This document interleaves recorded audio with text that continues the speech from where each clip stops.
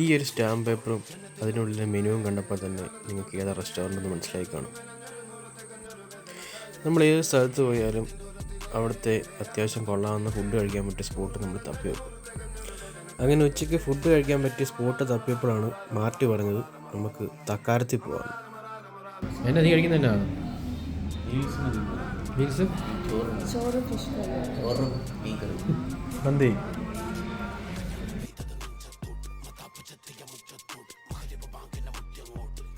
ഞങ്ങൾ ഓർഡർ ചെയ്തത് മീൽസ് വിത്ത് കരിമീൻ ഫ്രൈയും ഒരു അൽഫാം മന്തി, പിന്നെ ഒരു ഉർമത്ത് സെറ്റിനകത്ത് വരുന്നത് നെയ്ച്ചോറ്, പരിപ്പ് കറി, പോത്ത് കറി, സുലൈമാനി അല്ലെങ്കിൽ ഫ്രഷ് ലൈം.